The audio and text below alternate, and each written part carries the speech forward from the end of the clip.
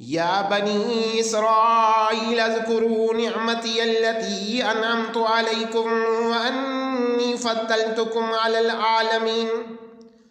ہے اولاد یعقوب میری اس نعمت کو یاد کرو جو میں نے تم پر ارزانی فرمائی، اور خصوصاً یہ کہ میں نے تمہیں اس زمانے کے تمام لوگوں پر فضیلت عطا کی۔ وَاتَّقُوا يَوْمًا لَا تَجْزِي نَفْسٌ عَن نَفْسٍ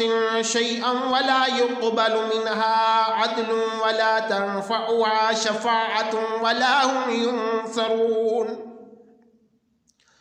اور اس دن سے ڈرو جب کوئی جان کسی دوسری جان کی جگہ کوئی بدلہ نہ دے سکے گی، اور نہ اس کی طرف سے اپنے آپ کو چھڑانے کے لیے کوئی معاوضہ قبول کیا جائے گا، اور نہ اس کو اذن الہی کے بغیر کوئی سفارشی فائدہ پہنچا سکے گی، اور نہ امر الہی کے خلاف انہیں کوئی مدد دی جا سکے گی۔ وَإِذِ ابْتَلَىٰ إِبْرَاهِيمَ رَبُّهُ بِكَلِمَاتٍ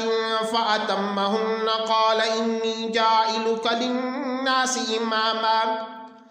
قَالَ وَمِن ذُرِّيَّتِي قَالَ لَا يَنَالُ عَهْدِي الظَّالِمِينَ، اور وہ وقت یاد کرو جب ابراہیم علیہ السلام کو ان کے رب نے کہیں باتوں میں آزمایا تو انہوں نے وہ پوری کر دی۔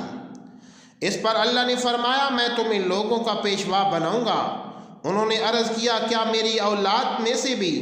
ارشاد ہوا ہاں، مگر میرا وعدہ ظالموں کو نہیں پہنچتا۔ وَإِذْ جَعَلْنَا الْبَيْتَ مَثَابَةً لِلنَّاسِ وَأَمْنًا وَاتَّخِذُوا مِن مَّقَامِ إِبْرَاهِيمَ مُصَلًّى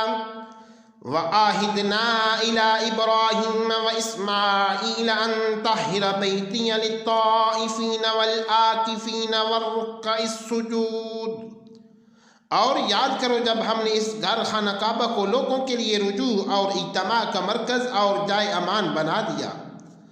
اور حکم دیا کہ ابراہیم علیہ السلام کے کھڑے ہونے کی جگہ کو مقام نماز بنا لو،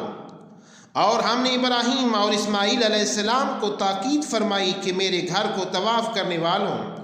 اور اعتکاف کرنے والوں اور رکوع و سجود کرنے والوں کے لیے پاک صاف کر دو۔